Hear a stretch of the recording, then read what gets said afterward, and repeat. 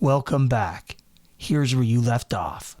Spoilers ahead for chapters 1 to 4 of Expeditionary Force Book 18 Gateway. So Book 18 of Expeditionary Force Gateway. At the end of the last book, we had Skippy falling into a star. Joe's depressed.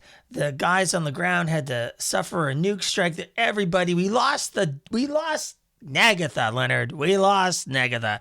And so we're starting off with the first few chapters in this book, and God's sake, I don't know what to think about it at the beginning. I have lots of thoughts, but I really wanted to get your first impressions of it.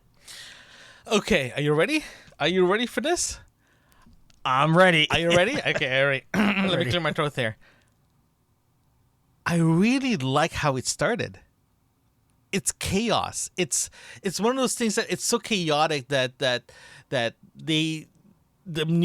bomb just exploded. The task force got ambushed by the outsider. We have you got the two senior species there.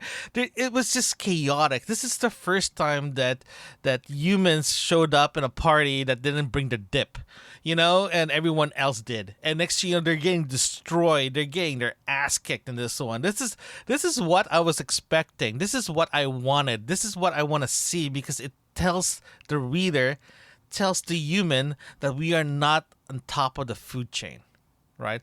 And it's really, really sad we lost Nagatha. It's really sad that Skippy's in the middle of a star. And this is when I want to see the humans have to say, hey, we don't have our elder AI here. We have to do this ourselves. And the first 4 chapter did that. The first 4 showed that we can adapt as humans in this situation, and they're doing it. Thank you very much for listening. We'll see you guys in the next episode. Thank you. Any thoughts? I just summarized the whole thing. I'm done. You did, yeah. I agree. The chaos was very interesting to start off with. I enjoyed that everybody was recovering from the shock of it, but it's also interesting that not everybody knows the true cost of it yet, because only Joe and the crew and the other admiral knows what happened to Skippy now, and everybody else on the planet knows that for whatever the reason is, they were told that this thing they had to go get, they were a distraction. And so everybody's trying to recover. Although I got to say, I do like Sudi. Sudi was good. Sudi was fun. Yeah, he was. That was interesting to me. Okay, I got caught off guard, to be honest with you. I thought the AI is going to be a typical AI, but next thing you know, it's like, yeah, I'm a it's Skippy, but less sophisticated. Next thing you know, yeah, the guy's an asshole. So it's really nice to see the comedy side, that Skippy's gone right now, but you still have Skippy all over the place, is still causing havoc in the same time. So that's really nice to see. It's nice to read that, but yeah. So one of the things I do want to talk to you about is in around chapter 3, they had the Valkyries out a couple of light years away, a couple of minutes away, and they're seeing the light or the sensors hitting their sensors, right? And they start noticing that the fight, the battle, something weird happened. That weirdness was like caught them off guard. Even everyone was just like, WTF? Why did they stop shooting? What is this happening? So in other words, they presented us more questions regarding the outsider, regarding the Max Salt, regarding the Rendalu, regarding everything. There's a lot of questions that needs to be asked. I just wonder why the kiddies keep on helping the outsider, because every time it betrays them. Every single time it betrays them, right? When they first defeated, when it was going for the Sentinel, a bunch of the ships got destroyed. It just zooms off. Now it jumps away. When are they going to learn the lesson that the outsider is not on their side? There's been like thousands of kiddie ships that are destroyed now because of the outsider's actions. And they're just like, okay, no problem. I'm like, why? Because they're idiots. they're arrogant and they're idiots, just throwing their people. They're just throwing their people at but it was interesting that it was able to give them the upper hand. And I found the writing choice for that really interesting because it allows an out for the humans to be able to regroup without fighting constantly. And it also gives them this small window to figure out what to do about Skippy, which I wonder how much of the book is going to not have quote unquote Skippy in it. That's actually a good question. I was thinking the same thing too, that, okay, would the series or would this book, let's just say for argument's sake, for this book only, if they ending up rescuing Skippy halfway, would I be mad that Skippy was not part of the first half of the book? Right? This is based on the first 4 chapters that we've read so far, and we're pretty good about anticipating what's actually happening because we read so much of this books of the book series already. Would I be mad if Skippy is not part of this book or even half of it? No, I won't. Because I think this is a natural progression in the storytelling, especially the history between Skippy and the humans and the world itself. If Skippy's not there and the humans have to adapt itself, and that's, to be honest with you, that's a nice progress. That's a great way to end the series, right? But if Skippy show up in chapter 5 is like, hey, I'm here, I'm like, cool, Skippy's back, right? No problems there too. But deep down inside of me, I don't mind not having Skippy there until at least the latter part of the book itself. Would you be mad if you don't hear from Skippy at all?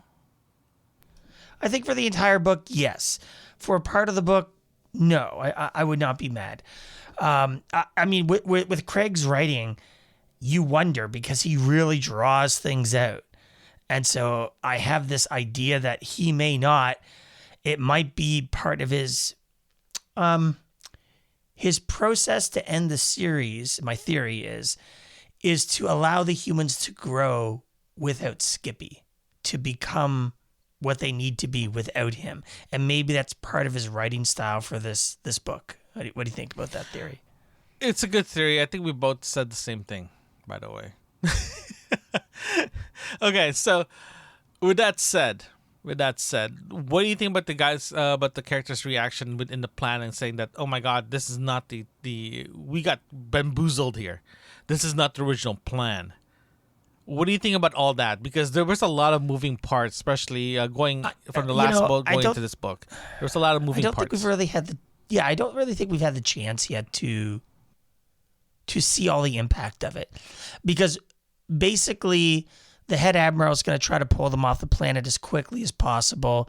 Valkyrie can't really get into the mix of it. And Joe knows that the outsider, for whatever its plan is coming back. And remember, it's as quick as Skippy is and has outsmarted him twice now. So he's kind of like, Skippy's not doing so great right now. Although I wonder, the point that Joe made was that Skippy's greatest fear was like being alone, and he's in the middle of a star, and I'm sure he could survive.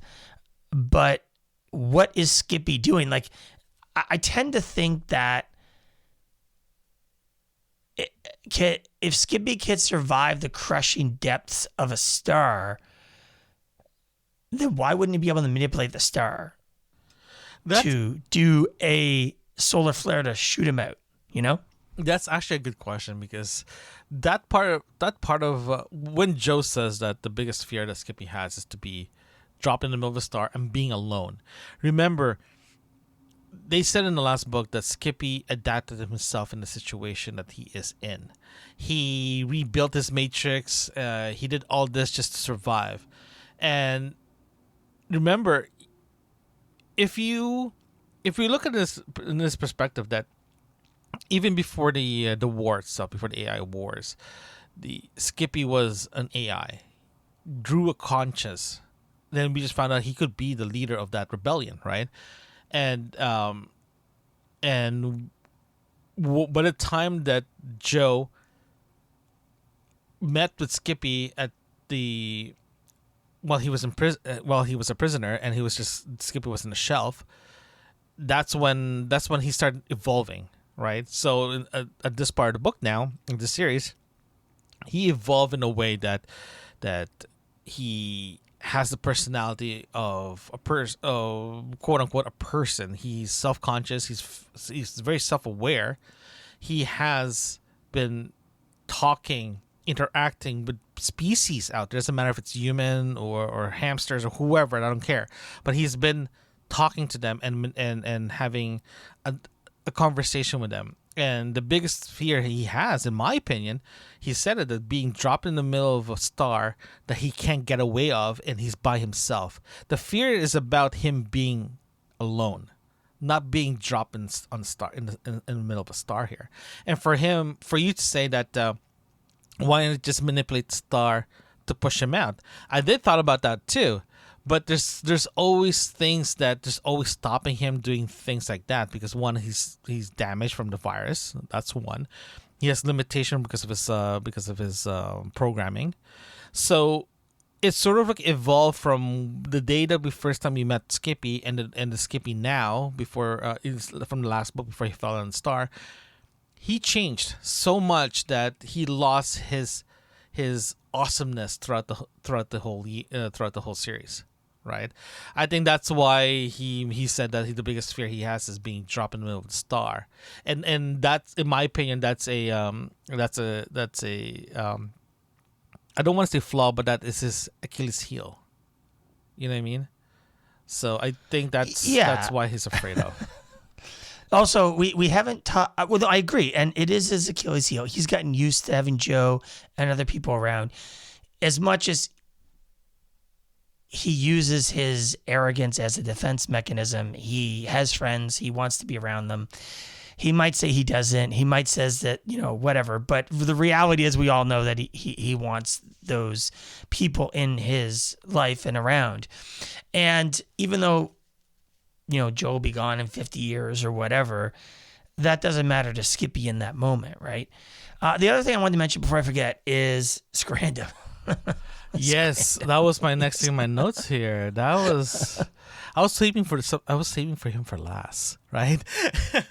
But go ahead. You have more to say? No. I just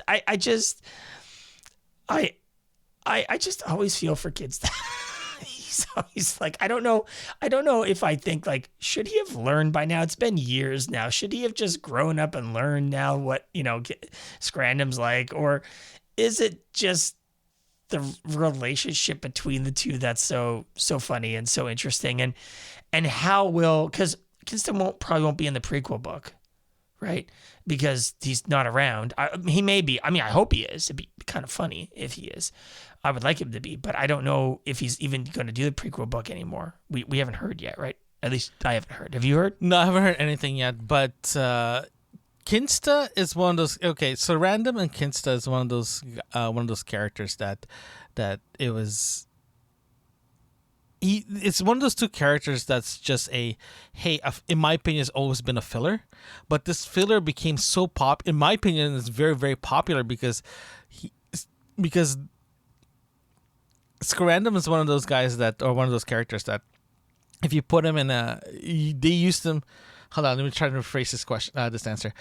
Kinsta and Sarandom is there to provide, one, a comedy relief, second, a point of view of plans that Joe and Skippy put together that they can't get away of, right? And for them showing up in this book and being and Kinsta is being investigated because of all the sketchiness that they've been doing makes a lot of sense, because it's one of those things that the Beatles are always been a very sketchy character, a very sketchy race, right? And now all the stuff they've been doing is is biting them right now, right? They're biting them in the ass right now. It's like, hey, we need to slow down here. We have to be very, very careful. But Scarandum was like, wait, hold on. They're investigating you, not me, because you decided to work with me again. So what am I supposed to do? What am I supposed to do here, right? So I got this feeling that knowing enough about Scarandum, there's a plan here. There's a plan here that we don't know yet, right? And it's almost like a hint of what's going to happen at the end, Scarandom's always been like that, right? It's always there to provide hints of what's happening, but not actually providing that hints until the end. You know what I mean? How involved do you think he's going to be? Like in the last book, he was involved. He was sort of the linchpin to kind of get the kiddies into that place. But I wonder if he's just setting him up to be that in this book as well. I would rather him be more directly involved, though. I enjoyed back when he stole the ships from the kiddies and, Joe and him went through all that. And I enjoyed that a lot. I'd like to see that more in this book. I mean, maybe we're being too, I want all of it because it's the last book, but I kind of do. It's kind of the way I feel. But it would be nice for him to be more involved, but based on based on previous books, he's always been the behind the scenes guy. I'm hoping that he'll stay as the behind the scenes guy, but in the same time, too, I want him to have more page time, right? Because it's when his name showed up. And to be honest with you, I got excited. I'm like, ooh, he's back. Kinsta's back. Oh, Kinsta's in trouble again. It's like awesome, right? I was more invested in Scarandum and Kinsta, in this between 1 and 4 because it was exciting. It was a nice break from all the chaos that's happening on the planet, right? Especially when Jesse.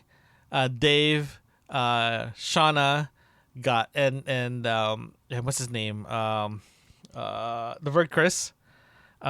Jake's got rescued and someone asked Joe, "Do you want to speak to them?" It's like no, because I have this feeling they're gonna be mad at me because I put them in this situation. But the question I have for you then, if you're in command of a battle scene like this, and if you ending up putting your friends in harm's way, would you take it offense if your buddies or your friends are pissed off at you? I mean, I suppose if you understood the reasons for doing it, like if you were to say, "Hey, buddy, I knew you were the only guy that could do that," that could convince them that it's over here when it's over here. They wouldn't believe it unless I sent the only guy I care about over here to do it, and it's for a greater good. It's one of those things that it's a hard call, right? It's a measure of what you think the enemy will respond to, right? And a lot of writers wouldn't do that. A lot of writers would be like, send the 100 random guys and they'll get killed and so forth. Don't send your main characters in there. I guess as a shot back at you for this, do you think he's going to kill anyone off in this book? Ooh, that's a good question. That's a very good. Because the last time they killed someone that's kind of definite, it was pretty bad, was pretty big, was like what, book 6 or something. So it was Smythe. I mean, that was Smythe. Yeah, It was the last time he killed someone. Yeah. So I mean, we've only had to sign Smythe, so he chooses. And I mean, I could see an argument where he ends it with Skippy sacrificing herself for everybody or something like that. I could possibly see that as a conclusion to the book series. I don't think that fans would like that very much. Well, we did have this discussion already. Yes. Well, the reason I'm asking you the question now is that we're in the beginning of this book. So we don't have any preconceptions about it. We don't know anything. We have a little bit of information. My gut says that he will. That's what my gut is telling me. Oh, okay. Kill somebody. I'm not going to say anyone in particular. I just think that would happen at some point. So you think. Because I expected it in last book. I expected it. We expected and that I someone's going to die. expected it to begin in this book. So, so anyway, I just wonder how you feel about the possibility of that happening, because I think it's relatively high. It is. Like, a long series like this, right? A very long series like this. We're in book 18. Can't remember how many books this is now. Some of the characters that got killed was very pinnacle in the storyline itself. And as you said, the last one that got killed that was very, very big in the series was Smythe, right? And the one that really destroyed both of us was what's her name? Was killed, right? And Desai getting killed. Oh my god, that still hunts me, man. Every time I read a book, I'm like, this is the Desai moment. Oh no, it is. So it became a thing. But my wife and I doing the same thing. Yeah. But like I was saying, that if let's just presume this is the last book, and if we ending up doing a graceful sacrifice a character or sacrifice someone to save the many, right? I have a feeling that someone's gonna die significant enough that it will end the series, in my opinion, the right way. If, for example, based on what we've seen so far, granted it's only the first four chapters, but the tone of it, I have a feeling that that there might be Joe and Skippy might die. Right? I'm going to be super selfish here, man. I'm going to be super selfish. I'll let him wrap it up, but don't kill anyone off because I want him to write more later on. I'm just going to be super selfish about this and be like, Craig, if you're listening, I have a feeling you are, I don't mind if you kill Skippy and Joe, because it's a great bow. Like literally a present to say thank you very much for